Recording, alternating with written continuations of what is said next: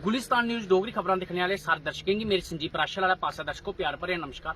गल करचै ते जियां आए दिन दिक्खने अस जेहड़े लोग न ओह् अपने जेहड़े बच्चे न उनेंगी प्राइवेट स्कूलें आह्ली बक्खी पा करदे न।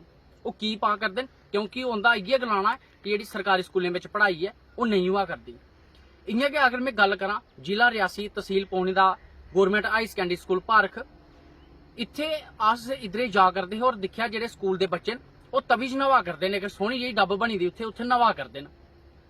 पर ओहदे च असें जिस वेले दिक्खेआ उंदे बच्चें कन्नै गल कीती, कोई आखा जी मैं खेढन गेदा हा, कोई आखा मेरा गेम पीरियड चला करदा ते कोई आखा मैं घर जा करना। और टाइम उस वेले 1:21 होआ करदा हा। 2 बजे स्कूलें छुट्टी होंदी है और बच्चे उन्हें इत्थे नवा करदे।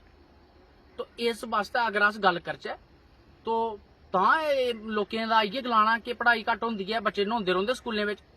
और खासकर अगर जेहड़ा गौरमेंट हाई सकैंडरी स्कूल दे प्रिंसीपल होर हैन ते उ'नें भी गौर नहीं कीती। और कम से कम भी उंदा भी फर्ज बनदा कि साढ़े स्कूल दे किन्ने बच्चे न और हर जेहड़ा पीरियड बच्चे पढ़दे न ओह्दी अटेंडेंस लग्गनी चाहिदी है।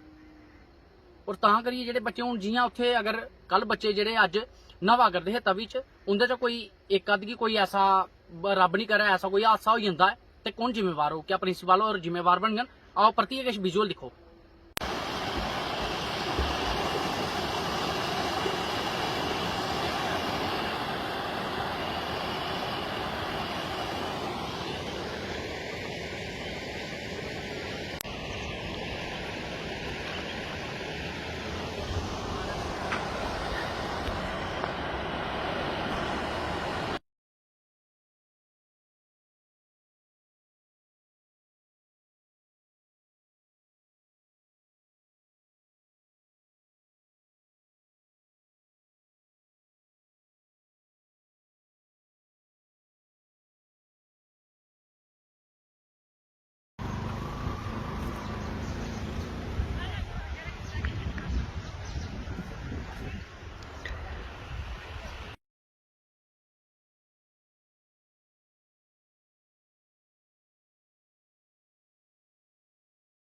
बिल्कुल विजुअल दिक्खना अपनी स्क्रीन ऊपर और तुस भी अंदाजा लाई सकदे हो ये बच्चे इत्थे नवा दे मास्टर जेहड़े हैन स्कूल पढ़ाने आह्ले ओह् अपने गैहरी निंद्रा च सुत्ते दे न ते जां फ्ही उत्थे दफ्तरे बिच बैठियै अपनियां गप्पां ला करदे न।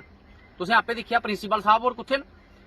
इयां ते अस सुनने आं कि गौरमेंट आखदी अस बड़े अच्छे कम्म करा करने आं, जेहड़ी स्कूलें दी पढ़ाई है बड़ी शैल होआ करदी है।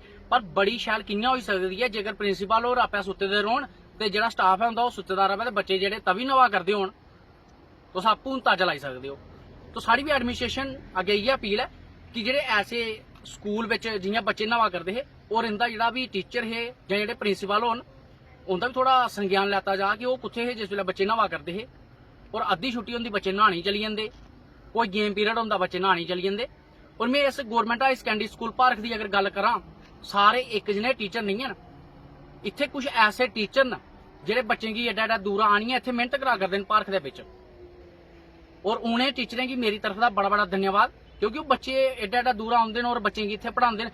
हो सकता कई जेडे रोज जम्मू का आते हैं इतने आनिया पढ़ाते हैं। तो ऐसे टीचरें की साड़ी बखी का धन्यवाद है। तो दिख रहा वो गुलिस्तान न्यूज़ डोगरी। और मैं खासकर एक बार भी आखूंगा अपनी एडमिनिस्ट्रेशन रियासी की इंदा प्रिंसीपल उपर और जो स्टाफ है इहदे पर शैल संज्ञान लेना चाहिए, क्योंकि बच्चे उत्थे नवा करते आपू कुत्थे बैठे दे गप्पां ला करते हैं जां फिर कोई सुत्ते दे। मिगी दिओ इजाजत। दिखदे रवो गुलिस्तान न्यूज़ डोगरी।